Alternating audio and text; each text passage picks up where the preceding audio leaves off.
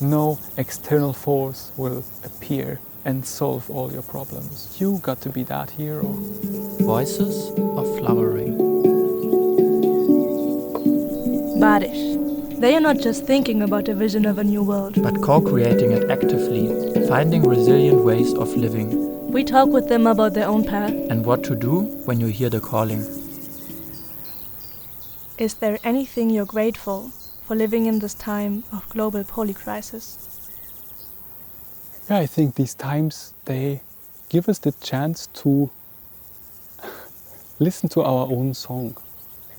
And these times give us the chance actually to take action, to do something revolutionary in a way, just for our own lives that may ripple out, maybe not.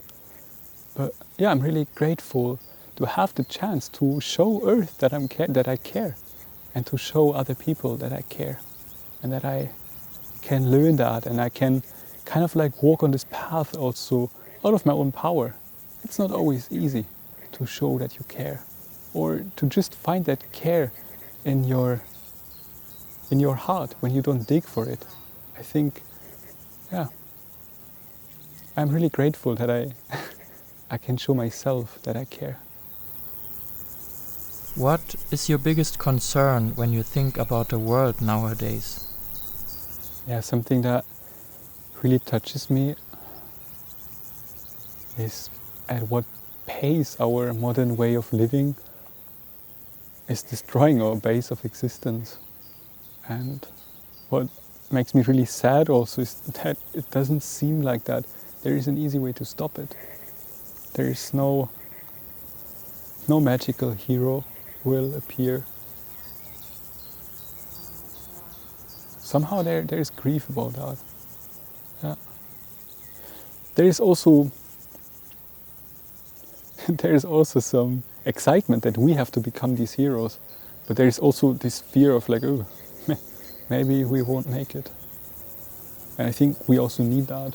We need to know that maybe we won't make it, to really try. I think if we would think that, oh yeah, everything is going to be fine, then we wouldn't really try.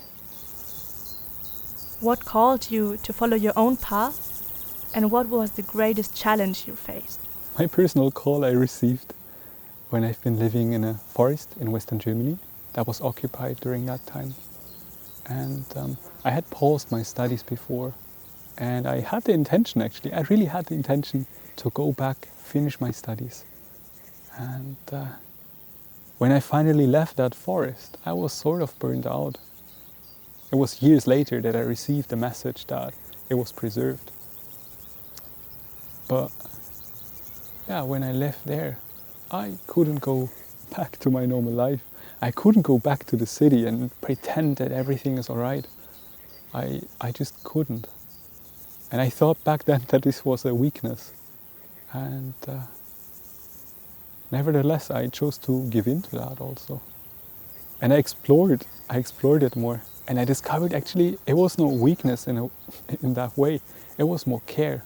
I couldn't have picked possibly any job in the industry or something like that. I think we also live in these times. So yeah, I think I received a call when I had the chance to leave the highways of society, like these clustered highways. Okay, you finish your studies, you're gonna take a job, you're gonna build a house, you're gonna get a family. I had the chance to follow that highway. And yeah, in the end, I didn't do it. I had to pay for that also in a way. It was really not easy, or it is not easy at all, even nowadays. I often think that society doesn't support people who leave the highways. Kind of like the common sense maybe, that, oh yeah, you have to look now after yourself in a way. And that's sometimes hard. But I received that call to do that, yeah.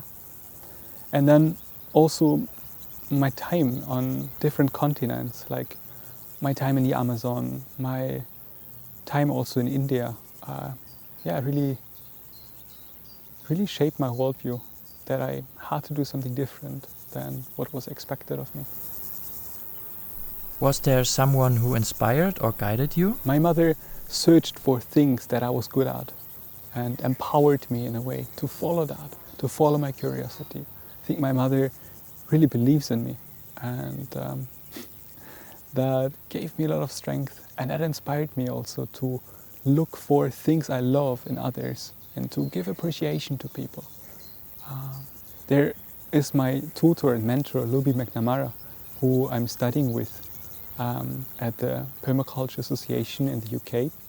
There's also Delvin Sorkinson, there's Joanna Macy, there are so many different people. Charles Eisenstein, I think, was a great inspiration for me as well.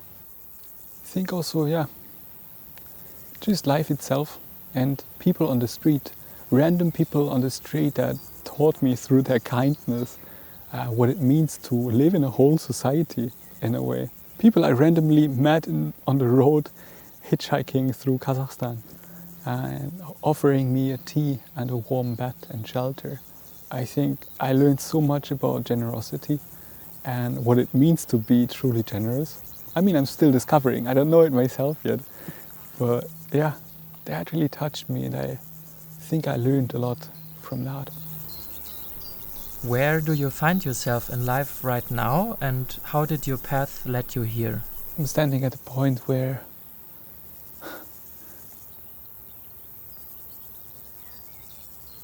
I start acting. And for a long time I just consumed like educational things, and I thought I wouldn't know enough to make a difference. I thought I was not ready. And I still think that sometimes.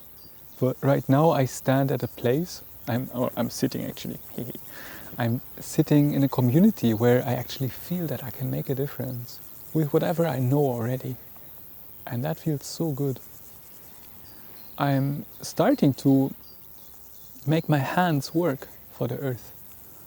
And I'm starting to actually plant this more beautiful world that we discovered earlier, and doing the very little things that I can do. And it feels so important. That gives me so much meaning and so much joy actually. So I'm standing at a point in my life where I start really working for the things I hope for. I start approaching hope in a more active way. I stopped with this passive expectation of, oh, things will fall into place and everything is going to be alright. But I am in a moment of my life where I can acknowledge what I have to do for that to be possible. And I'm very, very happy about that. I'm very happy that I know that when I act, it will be maybe possible for what I hope for to become reality. Living in community. What does it mean to you? Eco-villages are really a source of hope for me. I think in community I first time really felt belonging and working together with like this value of caring for the earth and caring for other people. That really gave me meaning. I felt kind of like squeezed out when I was back in society. I ought to be someone I was not. And when I started stepping on my own path to more away from industrial society, away from taking an industrial job. And I think many more people are doing that nowadays. I think we are also living in times where it's really difficult.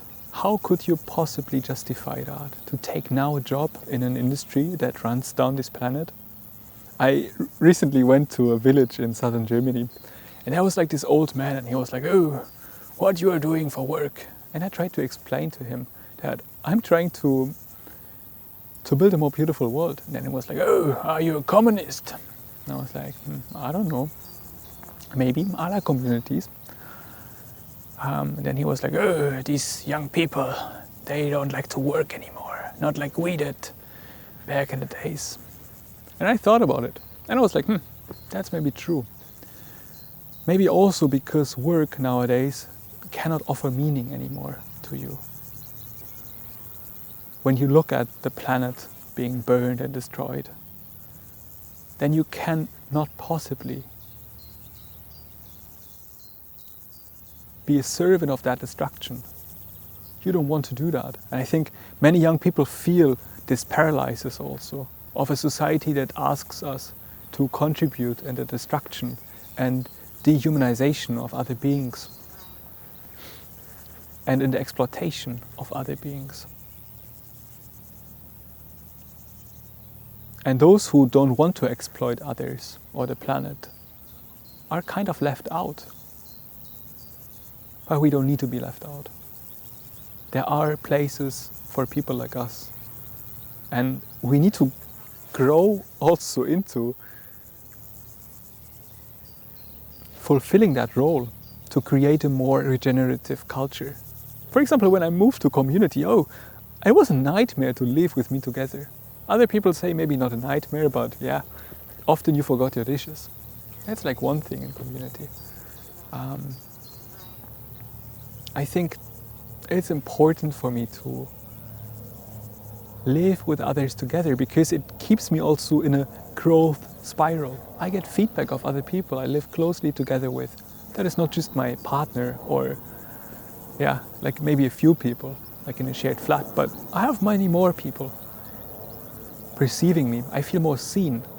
That gives me also a lot of strength to stand up and do the things I believe are that gives me a lot of strength to do the things that I think are important. What's next for you? And what is currently moving through you? I'm discovering my own role in groups. I was really interested when this year started. I'm now living since 2.5 years in a community, and I'm really interested in, how am I actually acting in groups? And how can I act more beneficial for the group? And how can I be of service? And I'm trying to embed that also into the greater picture. How can communities contribute to a more regenerative culture? How can we kind of like be laboratories where we discover how we can live in a more regenerative way? So I'm working on myself basically a lot. And while I'm doing that, I'm actually in community. And I'm also working for the community at the moment.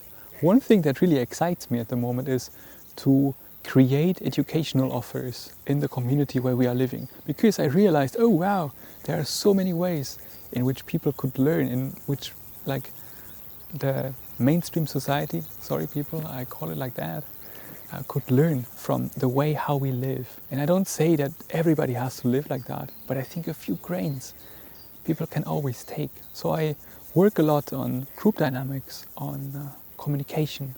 I work on consent culture and creating a more caring culture. And there are also so many projects around that, actually, that I feel passionate about. One project, for example, I'm working for Nani at the moment, who wants to build a school in Burkina Faso, like a boarding school for women especially. And this is very interesting for me. I've been already, I think 2 years ago in Burkina Faso, and I started installing a water harvesting system. And I'm learning how to do that on the way. And there are so many beautiful ways how we can learn from each other there. And I learned so much being there. And I find it so inspiring to collect, and that's part of my privilege also, to collect certain seeds. For example, in India, I learned a lot about water management and water harvesting. And I can now bring that to Burkina Faso because at many places there, people have a very different way of managing their water resources. And I think when people learn how to be also inspired, because I mean, they couldn't go to India and just learn, what are people doing there? What works there very well? So I kind of like have that role because I went to India. I could then also go to Burkina Faso to support people there in a way. And I'm very happy about that opportunity. And I don't feel so much like a teacher there. I feel more like a student there, learning so much from the people which are there. And it's more a family in which everybody has like some bits of knowledge and we are putting it together and working as a team there together to make this farm work at some point. There are so many people that have such great knowledge of the plants there that I don't have. I feel really happy about that. I'm also working on an introduction to permaculture at the moment, because the approach I have toward permaculture is maybe a little bit different. And yeah, I intend to develop that a little bit further in the next years. And yeah, I want permaculture to look at, I mean, we know so many of the tools, we have so many tools to restore Earth. We have syntropic farming, we have food forests, we have different methods of water restoration. And if we would start tomorrow collectively doing all of these, like applying all of these tools to Earth, we could solve the crisis, maybe not the climate crisis. Climate is kind of like changing much slower, but we could solve a great bit of the poly crisis if we would start using all of these tools tomorrow. And I'm kind of like wondering, why are we not doing that? And I think the social layer is very important for that. And I'm currently, yeah, like a bit exploring how we can do that collectively. And what can I do? How can I contribute to unblock the situation a little bit so we can act and care for the things we care for? Seen from a future and healed perspective, what did we do to reach this vision? We started to listen to our own pain. We stopped escaping it. We started to listen to the consequences of the actions we were doing. We stopped looking away. We started accepting our own grief about seeing forests burn.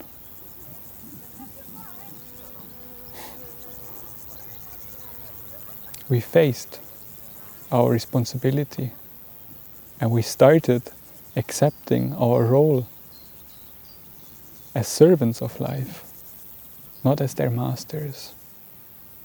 We stopped trying to dominate nature. We started working with it. For that we had to sit down and listen, deeply listen to the pain of the forests around, to the pain of the ocean. And we had to face yeah, that we didn't act responsive, that we didn't act in a responsible way with all of the power that we had. Yeah, that was really hard. Somehow we had to give up some quick fixes that our society had invented. We had to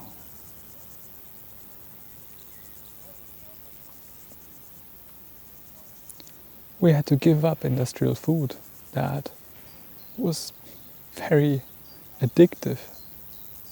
We had to give up fast yields that we accomplished through different ways of industrial farming. We had to start to really grieve. For every species that had to leave the planet because of our actions.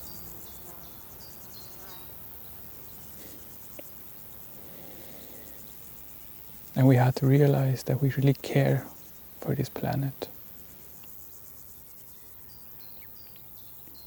And that business as usual, how it was before, just couldn't go on.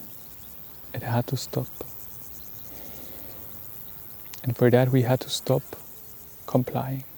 We had to stop reenacting it. We had to understand the patterns. And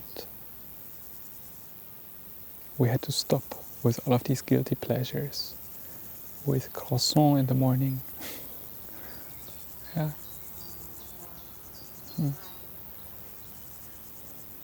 And we had to listen to each other. Not just on a level of words, but truly listening. That was also not easy for many. We had to let go of thinking that we know what's going on, or that we understand everything, because we really didn't. We really didn't understand what was going on. And just this humility brought us in a space where we saw different options of acting. If you could meet young Barish, what would you tell them? Young Barish, you can believe in yourself and in your path. And I have great trust in you that you're going to end up where you're going to end up. And exactly this is your way. Walk your path. And you're going to be sad along the way. You're going to be very happy. Don't get lost in either of these extremes, but just walk your path. Just continue. Is there a closing message you want to share with us? Be wary of the hopes of an idle man that must be proven wrong by time. And I think Hesiod already, 400 BC, had this wisdom of hope being something active, of hope being something we need to act for. So if you have any idea of a more beautiful world and how it could look like, you should start to act for it. Hope is nothing passive. No external force will appear and solve all your problems. You got to be that hero. Presented by Mutual Flowering.